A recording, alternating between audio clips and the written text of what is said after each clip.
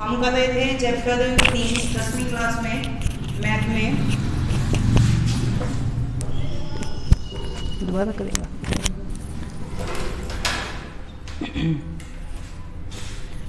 10th class में math में हम चैप्टर 3 कर रहे थे दो चर वाले रैखिक समीकरण। तो दो चर वाले रैखिक समीकरण क्या होते हैं ये हमने पढ़ लिया था। समीकरण है, पंखा चलाइए। दो चर वाला रैखिक समीकरण होता है ax plus b y plus c equal to 0। ये होता है, ये हमने पहले लेक्चर में किया था। इसमें दो चर होती हैं, एक x और एक y, इसलिए इसको हम दो चर वाले समीकरण कहते हैं। रैखिक समीकरण क्यों होता है? एक तो इसकी मैक्सिमम पावर 1 होती है, 1 होती है। दूसरा ये है कि इसमें जब हम ग्राफ बनाते हैं तो ग्राफ की लाइन ऐसे सीधी या ऐसे इस प्रकार से किसी भी तरह से ये लाइन हो सकती है और ये एक सीधी रेखा आनी चाहिए। तो रैखिक समीकरण का जब हम ग्राफ बनाते हैं तो उसकी जो लाइन आएगी ग्राफ की वो ऐसे सीधी आती है, जो हमने एक्सरसाइज 3.1 में किया था।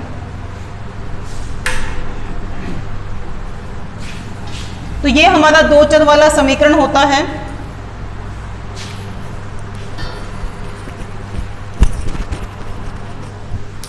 इसमें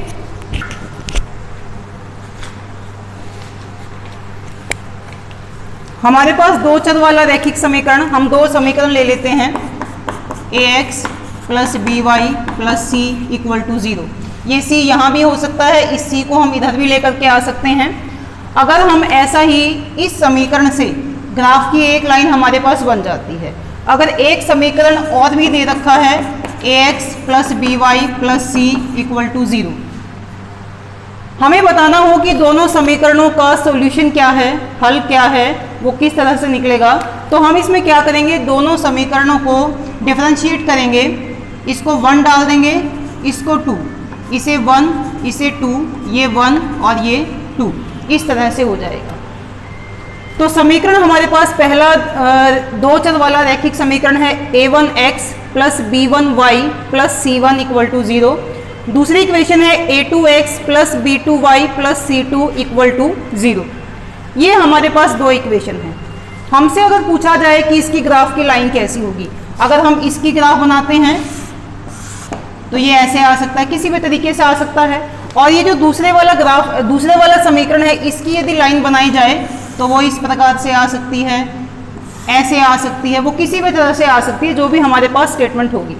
तो इक्वेशंस को देख करके बगैर ग्राफ को बनाए अगर हमसे कोई ये पूछे कि इसका सॉल्यूशन क्या है, कितने इसके सॉल्यूशन हैं, तो वो हम किस प्रकार से निकालेंगे। उसके लिए हमें x के गुणांकों की तुलना करनी है, y के गुणांकों की आपस में तुलना करनी है, अचर पद की आपस में तुलना करनी है। और तुलना करने के बाद हमारे पास अलग अलग रिजल्ट सामने आएंगे। उन रिजल्ट्स को देख करके हम बताएंगे कि ये रैखिक समीकरण युग्म किस प्रकार के हैं हमारे पास, इनके कितने हल होंगे, अगर ग्राफ की लाइन बनाएंगे तो वो कैसी आएगी, ये समीकरण युग्म संगत हैं या असंगत हैं। समीकरण युग्म, युग्म क्या होता है? जोड़ा, जिसमें दो इक्वेशंस होती हैं, दो समीकरण होते हैं। ये हमने एक इक्वेशन ले ली, युग्म बनाने के लिए हमने ये दूसरी इक्वेशन ले ली, डिफरेंशिएट करने के लिए हमने इनको 1 2 1 2 1 2 डाल दिया। तो ये हमारे दो चर वाले रैखिक समीकरण युग्म हैं, जिनकी हम इनके गुणांकों में x और y के गुणांकों की आपस में तुलना करेंगे और तुलना करने के बाद बताएंगे कि हमारे समीकरण युग्म किस प्रकार के हैं। पहली कंडीशन इसमें आ जाती है, पहली स्थिति में a1 बाय a2, a1 और a2 की हम तुलना कर लेते हैं। ऐसे ही b1 और b2 की हम तुलना कर लेते हैं। तुलना करने का मतलब है कि हम इनके आपस में b1 को b2 से भाग करेंगे और उसका अनुपात निकालेंगे। a1 by a2 means a1 a2 का अनुपात, b1 by b2 means b1 b2 का अनुपात। तो फर्स्ट कंडीशन में a1 by a2 is not equal to b1 by b2। अगर हमारे पास ये कंडीशन है तो ऐसी स्थिति में जो हल होंगे वो किस किस प्रकार के होंगे। अगर हम इनकी ग्राफ की लाइन बनाते हैं तो वो कैसी लाइंस आएंगी, मान लो इस समीकरण की लाइन आ गई है और इस इक्वेशन समीकरण की लाइन आ गई है, तो ये दोनों लाइन क्या कर रही हैं, एक दूसरे को प्रतिच्छेद कर रही हैं, एक बिंदु पर काट रही हैं। तो फर्स्ट पॉइंट इसका जो आ जाएगा प्रतिच्छेदी ग्राफीय रेखाएं, इस प्रकार की ये रेखाएं आती हैं। जैसे एक अगर ऐसे लाइन आ जाती है तो दूसरी लाइन ऐसे आ जाएगी, ग्राफ की लाइन। अब हम ये देखते हैं कि दोनों ग्राफीय रेखाएं एक दूसरे को कहां पर काट रही हैं, एक बिंदु पर काट रही हैं। अब एक बिंदु पर जब ये काट रही हैं तो इसका मतलब है कि ये बिंदु इन दोनों समीकरणों को संतुष्ट करेगा और ये बिंदु इन दोनों समीकरणों का एक हल है। तो ये बिंदु इस लाइन पे भी आता है, इस लाइन पे भी आता है, तो यह जो बिंदु है इन दोनों समीकरणों का एक अद्वितीय हल होगा।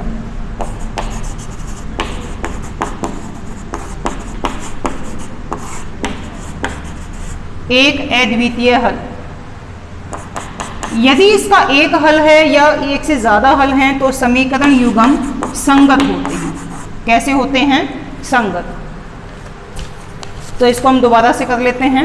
हमारे पास समीकरण युग्म है, समीकरण युग्म में हमें दो इक्वेशंस लेनी है। ये हमने दो इक्वेशंस ले ली। इनको डिफरेंशिएट करने के लिए, इनमें अंतर करने के लिए हमने 1 2 1 2 1 2 नाम से इनको दे दिया है। समीकरण हमने एक्सरसाइज 3.1 में कर लिए हैं कि दो चर वाला रैखिक समीकरण क्या होता है। अब ये दो चर वाला रैखिक समीकरण जब हमने बना दिया और इसके सॉल्यूशन के बारे में अगर हमें बताना हो कि इसका सॉल्यूशन कैसा होगा, हम बगैर ग्राफ को बनाए, बगैर इक्वेशंस को सॉल्व किए, वैसे इन गुणांकों की तुलना करके बता सकते हैं कि रैखिक समीकरण युग्मों के अपरिमित रूप से कितने हल हैं। तो फर्स्ट कंडीशन हमारे पास आ जाती है a1/a2 is not equal to b1/b2। अगर हमारे पास ये कंडीशन है, इसका मतलब है a1 a2 का अनुपात b1 और b2 का अनुपात एक दूसरे के इक्वल नहीं है। अगर ये इक्वल नहीं है और हम इन दोनों इक्वेशंस का एक ग्राफ बना देते हैं तो वो ग्राफ की जो लाइंस हैं वो कैसी आएंगी? प्रतिच्छेदीय ग्राफीय रेखाएं। इस प्रकार से ग्राफ की लाइन आएंगी अगर हम इसका ग्राफ बनाते हैं। अब यदि क्योंकि ये रेखाएं यहाँ पर एक बिंदु पर काट रही हैं, इसलिए इसके कितने हल होंगे? एक अद्वितीय हल होगा। क्योंकि इसका हल है, चाहे वो एक है चाहे वो एक से ज्यादा है, तो ये हमारे समीकरण युग्म बन जाते हैं संगत। क्लियर है? दूसरी कंडीशन हमारे पास आ सकती है a1/a2 equal to b1/b2 equal to c1/c2। अगर ये कंडीशन आ जाती है a1 a2 b1 b2 c1 c2, इन तीनों के अनुपात यदि एक दूसरे के इक्वल आ जाएं इस प्रकार से, जो इसकी वैल्यू है वही इसकी वैल्यू है, वही इसकी वैल्यू है, तो वो उसके ग्राफ यदि हम बनाएंगे तो कैसे बनेगा? इस कंडीशन में पहला रिजल्ट क्या हो सकता है अगर हम इसका ग्राफ बना देते हैं? मान लो इस पहले वाले समीकरण की लाइन ऐसे आ जाती है, तो दूसरे समीकरण की लाइन भी कैसी आएगी? इसके ऊपर। क्योंकि ये गुणांक कैसे हैं? एक जैसे हैं। जब गुणांक एक जैसे हैं, a1 a2 b1 b2 c1 c2 इनके अनुपात जब एक जैसे हैं, तो जो इक्वेशन के मान टेबल में हम इसके बनाएंगे वही मान इस इक्वेशन के निकलेंगे।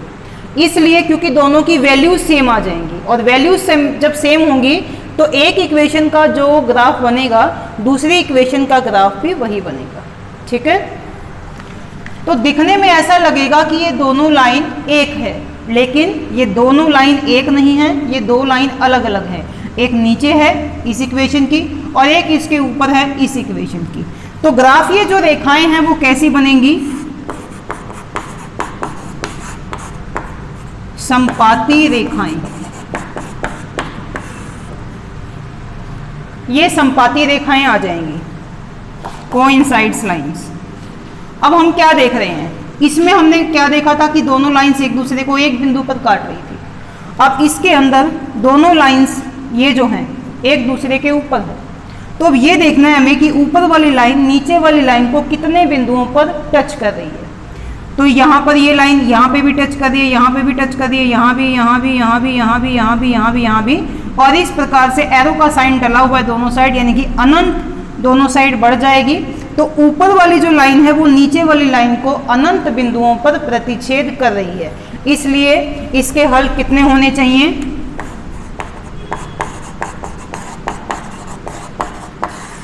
अपरिमित रूप से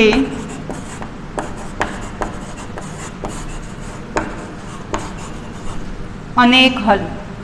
तो दी गई इक्वेशन के अपरिमित रूप से अनेक हल हैं।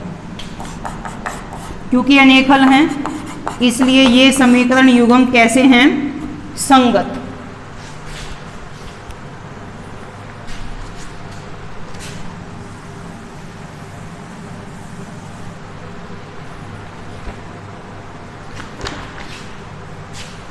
तीसरी कंडीशन हमारी आ जाती है A1 by A2 equal to B1 by B2 not equal to C1 by C2। पहले तो दोनों इक्वल हैं, A1 A2 B1 B2 का अनुपात तो एक दूसरे के समान है, लेकिन C1 बाय C2 इस अनुपात के समान नहीं है। तो फिर ऐसी कंडीशन में क्या होगा? जब हम इसका ग्राफ बनाएंगे, फर्स्ट कंडीशन में मान लो पहले इक्वेशन की लाइन ऐसे आ जाती है, तो जो दूसरा इक्वेशन है इसकी लाइन इस प्रकार से आएगी। तो कैसी रेखाएं हुई है? समानांतर रेखाएं।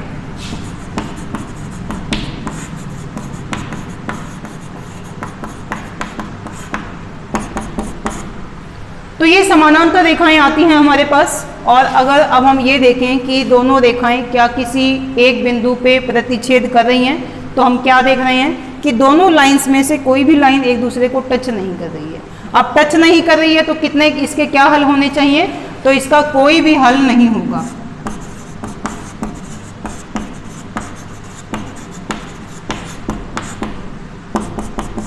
और जब कोई हल है ही नहीं तो समीकरण युग्म क्या होना चाहिए? असंगत। तो हमारे पास दो समीकरण युग्म दिए हुए हैं। समीकरण युग्मों में क्वेश्चन को सॉल्व किए बगैर अगर हमें यह बताना हो कि ग्राफ कैसा बनेगा, सॉल्यूशन कितने होंगे, समीकरण युग्म संगत हैं या असंगत हैं, तो हम इसको कैसे बताएंगे? हम इनके x, y और अचर पद की आपस में तुलना करेंगे, इनके अनुपात की तुलना करेंगे। पहली condition A1 by A2 is not equal to B1 by B2 है, तो ग्राफ की जो लाइंस आएंगी वो कैसी आएंगी? प्रतिच्छेद करने वाली। क्योंकि ये एक बिंदु पे प्रतिच्छेद करेंगी इसलिए इसके कितने हल हो जाएंगे? एक अद्वितीय हल इसका हो जाएगा। और समीकरण युग्म कैसे होंगे? संगत। दूसरी कंडीशन आ जाती है A1 by A2 B1 by B2 C1 by C2 are equal इक्वल, सभी एक दूसरे के समान हैं। तो ऐसी कंडीशन में ग्राफ की लाइंस कैसी आ जाएंगी? संपाती रेखाएं इसकी आ जाएंगी। फिर इसके हल कितने होंगे? अनेक, क्योंकि ऊपर वाली जो लाइन है वो नीचे वाली लाइन को अनेक बिंदुओं पर टच कर रही है। समीकरण युग्म कैसे हो जाएंगे? संगत हो जाएंगे। तीसरी कंडीशन में A1 by A2 equal to B1 by B2 not equal to C1 by C2 है, तो ये अगर कंडीशन हमारे पास आ जाती है तो ग्राफ की लाइंस हम बनाएंगे तो वो कैसी बनेगी? इस प्रकार से समानांतर रेखाएं वो बनेंगी। और समानांतर रेखाएं हैं क्योंकि पहली लाइन दूसरी लाइन को कहीं पर भी टच नहीं कर रही है, इसलिए इसका कोई भी हल नहीं होगा। और जब कोई भी हल नहीं है तो समीकरण युग्म क्या हो जाएंगे? असंगत हो जाएंगे। तो ये हम दो चर वाले रैखिक समीकरण युग्मों के बारे में हमने देखा कि इसका सॉल्यूशंस, इसका ग्राफ, इसकी कंसिस्टेंसी किस प्रकार की है। तो इसमें हमने ये सीखा है। इस कंडीशन को सभी बच्चों ने अपनी कॉपीज में नोट करना।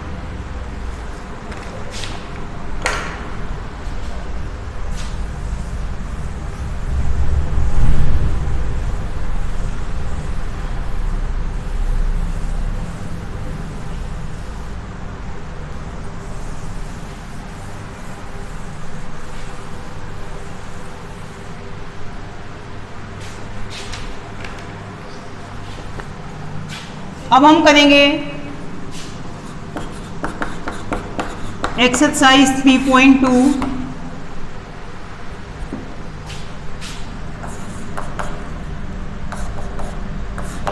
क्वेश्चन 1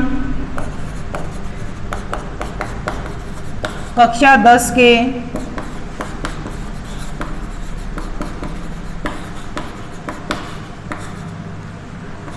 10 विद्यार्थियों ने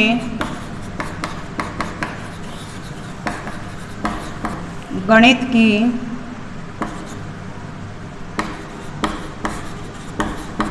पहेली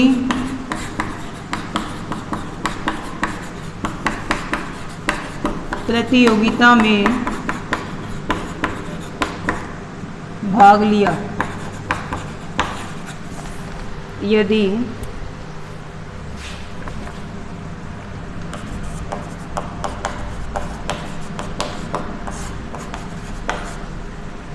लड़कियों की संख्या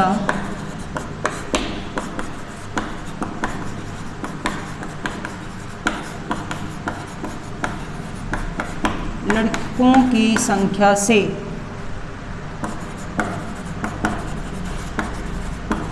चार अधिक है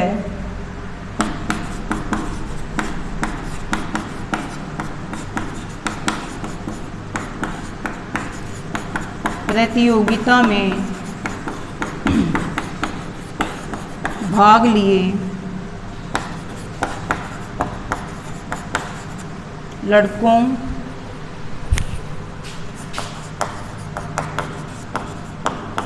तथा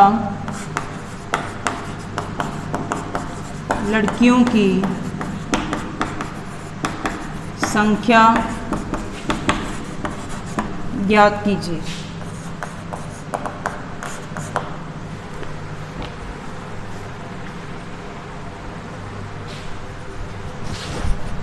कक्षा 10 में 10 विद्यार्थी हैं, पहली प्रतियोगिता में भाग लिया है। यदि लड़कियों की संख्या लड़कों की संख्या से 4 अधिक है तो प्रतियोगिता में भाग लेने वाले लड़कों और लड़कियों की संख्या को हमें ज्ञात करना है। तो हम क्या करेंगे, पहले लड़कों और लड़कियों की संख्या को मान लेते हैं।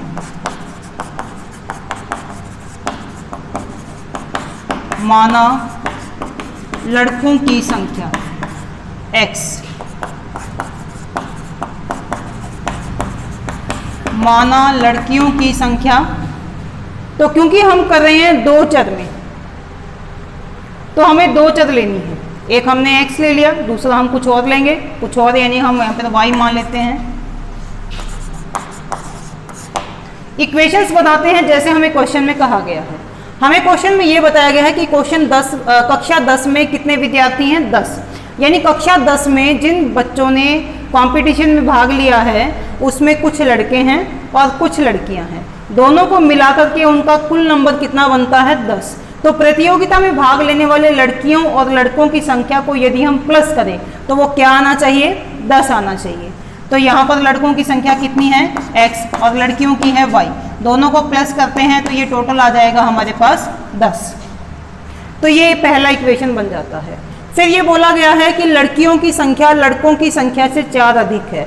तो इसमें एक सिंपल सा नियम ये बना लें सब बच्चे कि जो चर या जो मान दूसरे मान से जितना ज़्यादा है तो ज़्यादा में से कम वाले को हम माइनस कर लेते हैं। जैसे लड़कियों की संख्या ज़्यादा है और ज़्यादा किससे है, लड़कों की संख्या में, तो लड़कियों की संख्या में से लड़कों की संख्या को हम माइनस कर लेंगे तो डायरेक्ट इक्वेशन आ जाएगा और हमें किसी भी डिजिट का साइड चेंज नहीं करना पड़ेगा।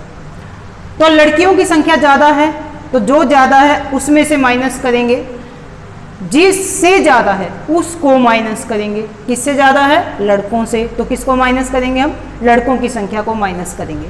अब यहाँ पर लड़कियों की संख्या हमारे पास क्या है, y, और माइनस करेंगे किसको, किससे ज़्यादा है, लड़कों से, तो लड़कों की संख्या क्या है, x, और कितनी ज़्यादा है, 4। ये बन गया। इसको सीधा कर लेते हैं, माइनस x के नीचे आना चाहिए, या फिर ऐसे भी छोड़ सकते हैं क्योंकि हम इक्वेशंस को अभी ग्राफीय मेथड से सॉल्व करेंगे। ये हमारा बन गया इक्वेशन ये हमारे पास बन गई है। तो अब इसको हम ग्राफीय विधि से हल करेंगे क्योंकि इसमें हमें बोला गया है कि इन समस्याओं के रैखिक समीकरण युग्म बनाएं और उसको ग्राफीय विधि से हल कीजिए। तो इससे ऊपर हमारे पास स्टेटमेंट में दिया हुआ है कि इसको हमें क्वेश्चन को ग्राफीय विधि से हल करना है, तो हम किसी और विधि का प्रयोग अभी नहीं करेंगे। हाँ, यदि विधि का नाम नहीं दिया जाता है तो फिर हम आगे आने वाली किसी भी विधि में से इसका हम सॉल्व कर सकते हैं।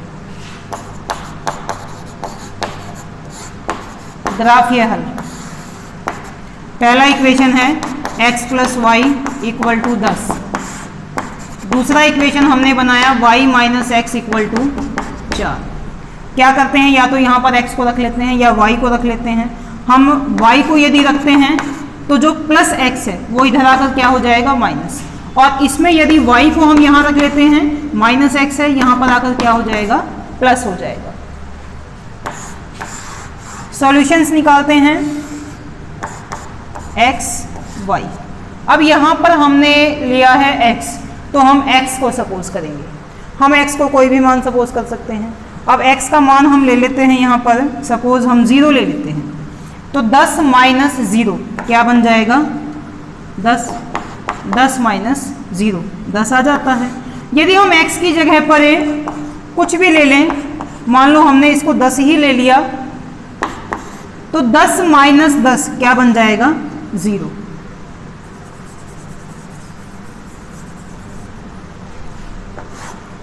इसी तरह से हम इसमें ले लेते हैं x y। यहाँ x है, x को हम 0 मान लें यदि, तो 4 प्लस 0 कितना आ जाएगा, 4। अब x को हम कुछ भी मान सकते हैं,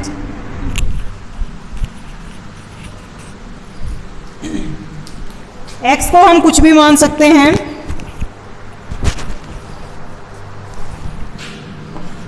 प्लस x है, सपोज हम इसको -4 ले लेते हैं।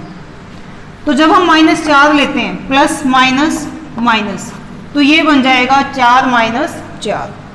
अब 4 माइनस 4 क्या हो जाएगा, 0।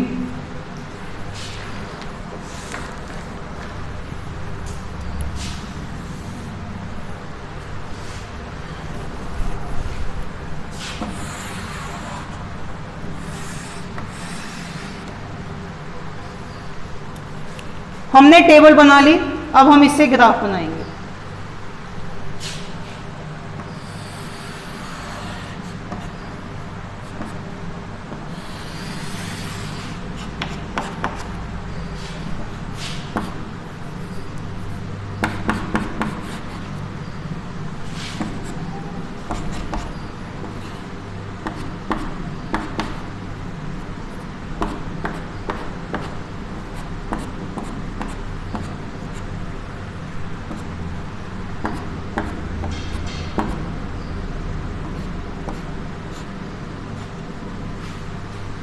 इक्वल डिस्टेंस पे हमने पॉइंट्स ले लिए हैं और इसे हम ग्राफ की कॉपी पे बनाएंगे। अब गैप हम कितना ले सकते हैं, सभी नंबर 2 की टेबल से डिवाइड हो रहे हैं। अगर हम 2 का गैप ले लें तो वो भी बड़े आसानी से हो जाएगा। 1 का गैप भी हम ले सकते हैं। तो मैं यहाँ 2 का गैप ले रही हूँ। बच्चे 1 का गैप लेकर के कर सकते हैं, कॉपी का पेज बड़ा होगा।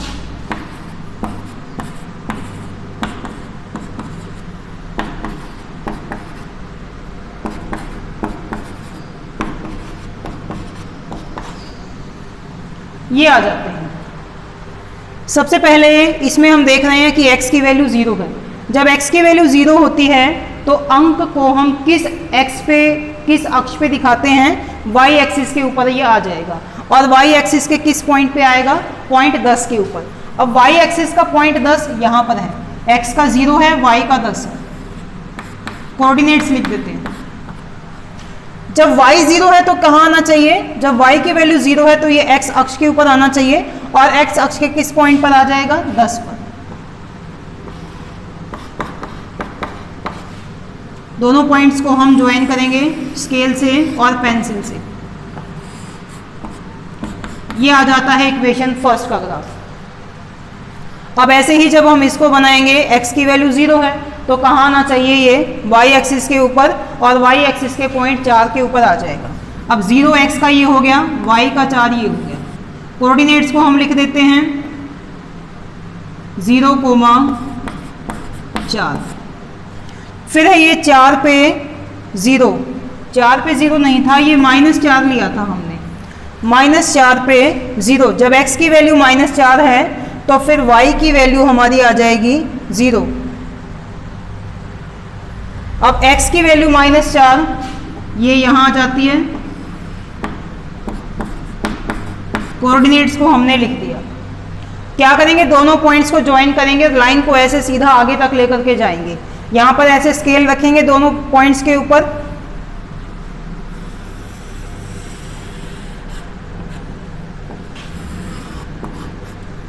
और ये ऐसे ग्राफ की लाइन आ जाएगी। इसे हम यहाँ पे नंबर डाल देते हैं कि ये जो लाइन है ये ग्राफ 2 की लाइन है, सेकंड इक्वेशन की ये लाइन है, ये नंबर हमने डाल दिया।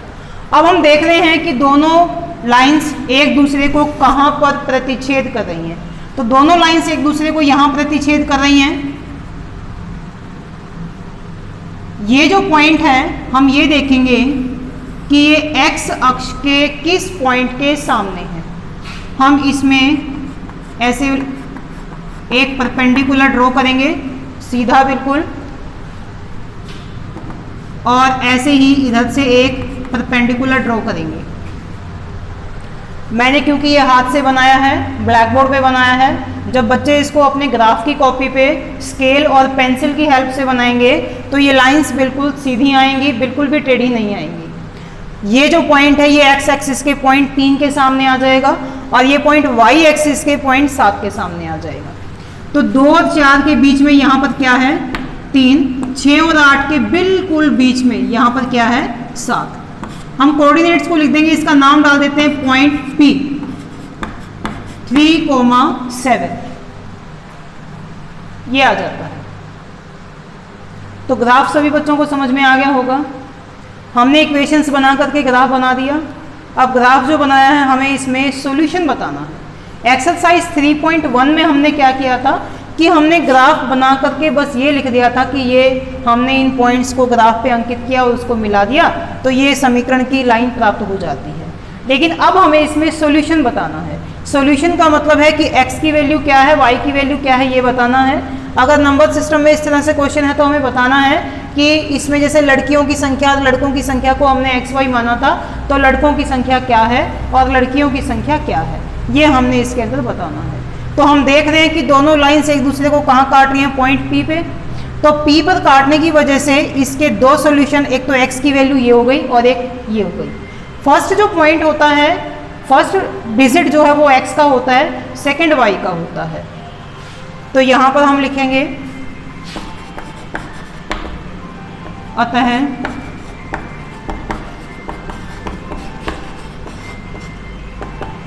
इसे मिटा देते हैं। मैं यहाँ से इसको मिटा रही हूँ।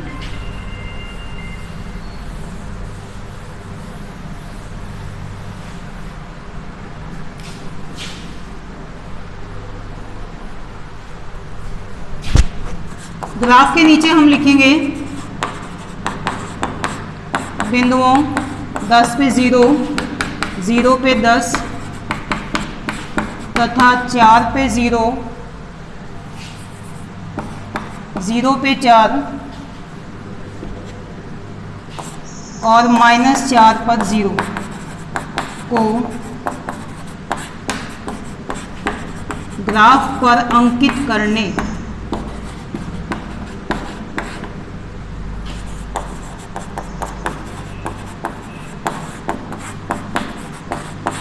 तथा इन्हें मिलाने पर समीकरण 1 तथा 2 का आलेख प्राप्त होता है।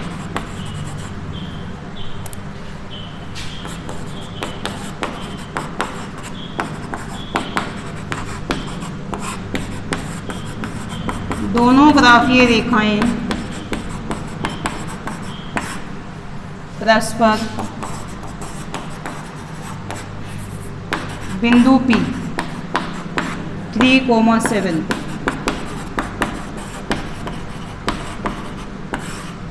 पर प्रतिच्छेद करती हैं। इसलिए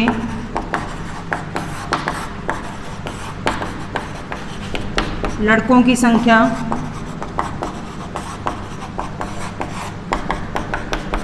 लड़कियों की संख्या, तो लड़कों की संख्या हमारे पास x थी, लड़कियों की y थी। ये x की वैल्यू है, ये y की वैल्यू है। तो इसलिए लड़कों की संख्या हो गई 3 और लड़कियों की संख्या हो गई 7। अगर हम इसकी जांच करना चाहें तो हम देख रहे थे कि टोटल होने चाहिए 10, 7 + 3 10 हो गए। फिर ये कहा गया था कि लड़कियों की संख्या लड़कों की संख्या से 4 अधिक है, तो 7 में से अगर हम 3 को माइनस करेंगे तो ये 4 आ जाएगा। क्लियर है सभी बच्चों को?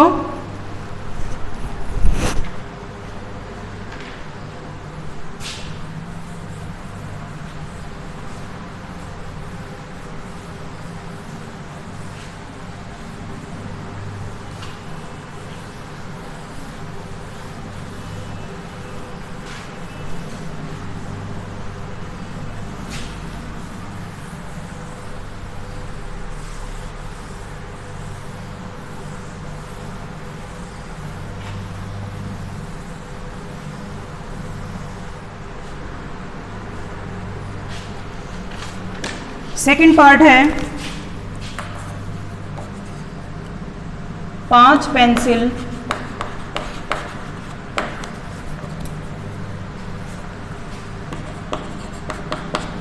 तथा 7 कलमों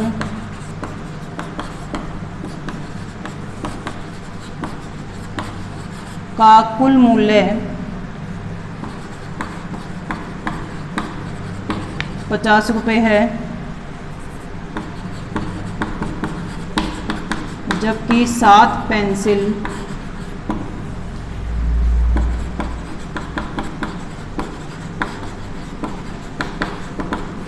तथा 5 कलमों का मूल्य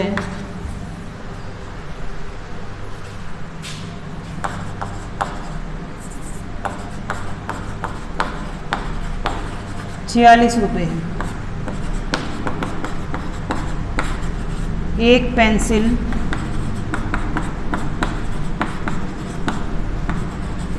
तथा एक कलम का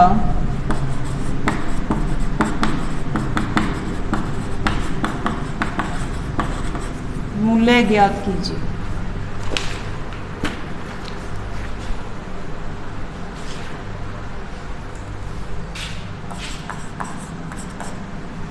तो हमें इसके अंदर एक पेंसिल और एक कलम का मूल्य निकालना है। हम इनको मान लेते हैं। माना एक पेंसिल का मूल्य ₹X,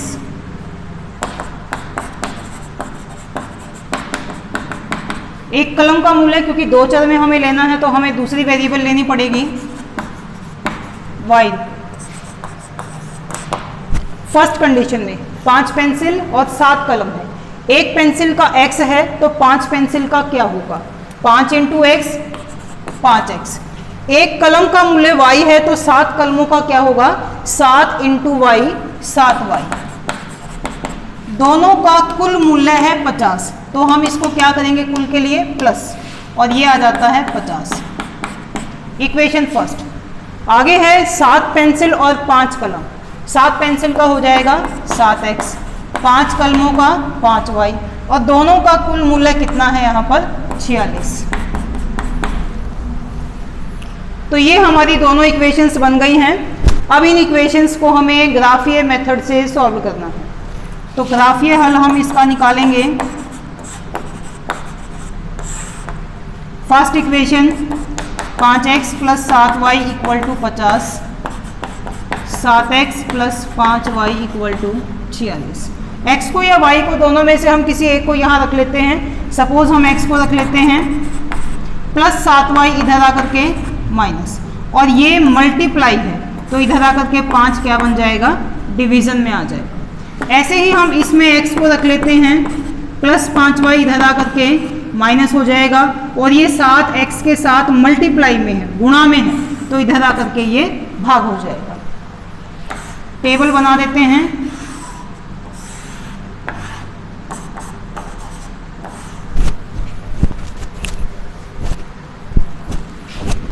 y की वैल्यू को हम कुछ भी सपोज करेंगे। यहाँ पहले हम 0 ले लेते हैं। अगर हम 0 लेते हैं तो 50 माइनस 7 × 0 0, 50 में से 0 माइनस करेंगे तो 50/5, 5 धाएँ 50। तो अगर हमने y की वैल्यू ली है 0, तो x की वैल्यू क्या आ जाती है? 10। ऐसे ही हम y की वैल्यू को कुछ और लेंगे और हम यहाँ पर इसको ले लेते हैं 5 ले लेते हैं। 7 पंजे 35, 50 में से 35 को माइनस करेंगे तो क्या आ जाएगा 15 और 5 दिए 15, यानी हमने y की वैल्यू ली है 5। 7 पंजे 35, 50 माइनस 35 ये आ जाएगा 15। 15 बटे 5, 15 को 5 से भाग देंगे तो ये आ जाएगा 3। तो y की वैल्यू हमने ली 5, तो x की वैल्यू आ गई 3।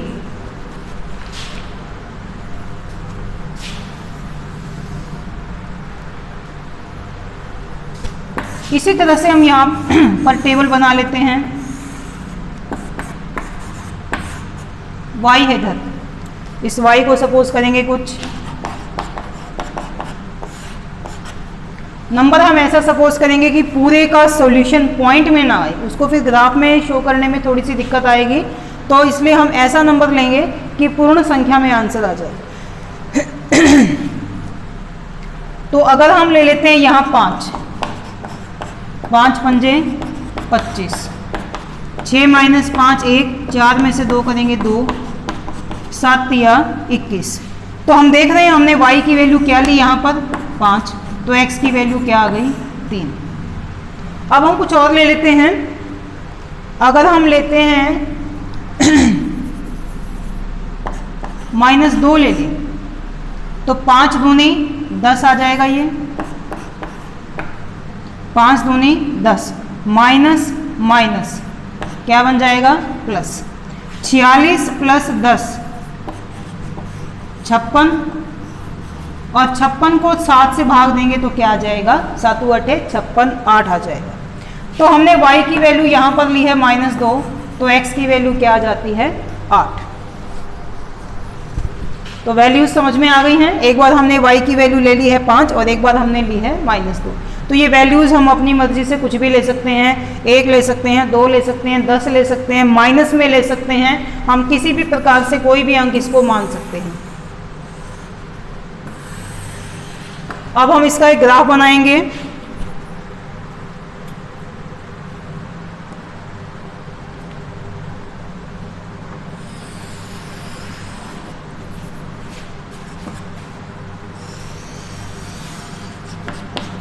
x dash y dash. Gap हमें कितने अंक का लेना चाहिए? हम 1 1 का गैप भी ले सकते हैं या फिर हम 2 2 का भी ले सकते हैं। तो हम यहाँ पर 2 का गैप ले रहे हैं। अपनी कॉपी में 1 1 का गैप भी ले सकते हो।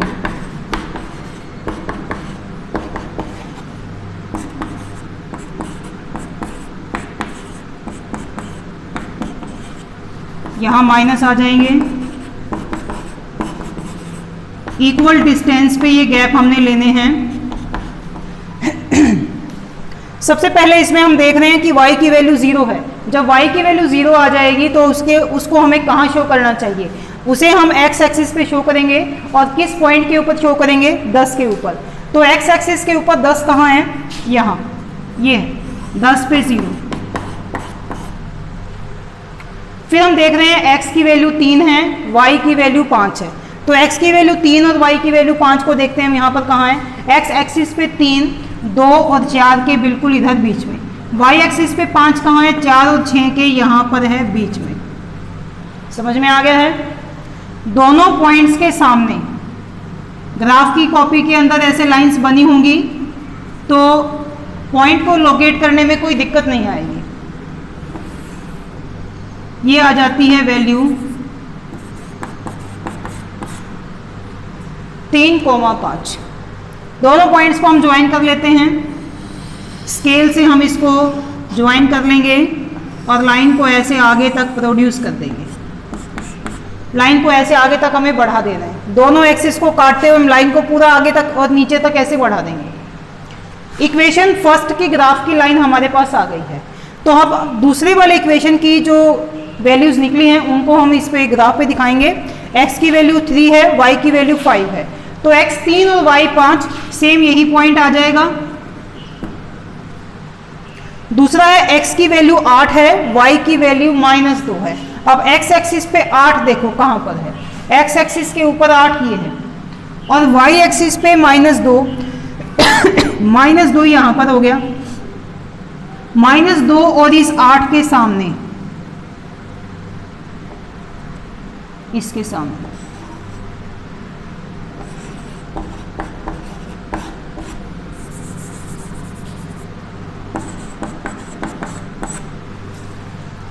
दोनों पॉइंट्स को हमने इसके ऊपर लोकेट किया।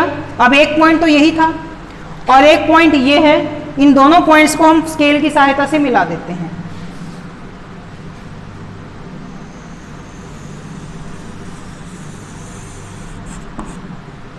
और नीचे की साइड भी इसको ऐसे आगे बढ़ा देंगे।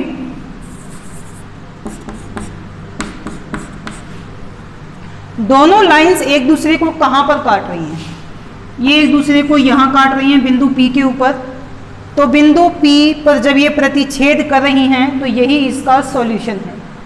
ये पॉइंट इक्वेशन फर्स्ट की लाइन पर भी है, इक्वेशन सेकंड की लाइन पर भी है, तो ये पॉइंट दोनों ही इक्वेशंस को संतुष्ट कर रहा है।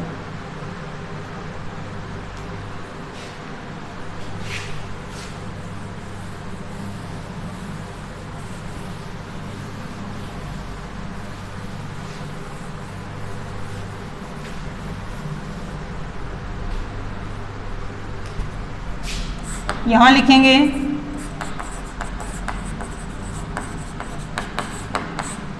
बिंदुओं 10 पे 0, 3 पे 5 तथा 8 अगेन 3 पर 5, 8 पे -2। ग्राफ पर अंकित करने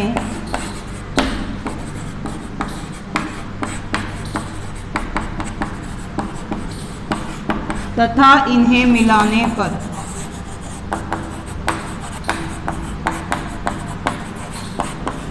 समीकरण 1 तथा समीकरण 2 का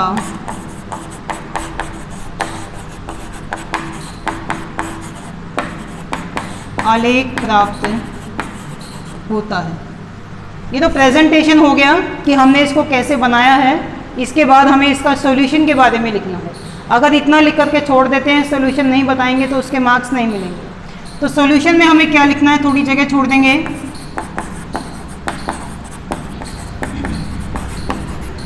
दोनों ग्राफीय रेखाएं परस्पर यानी एक दूसरे को बिंदु P 3,5 पर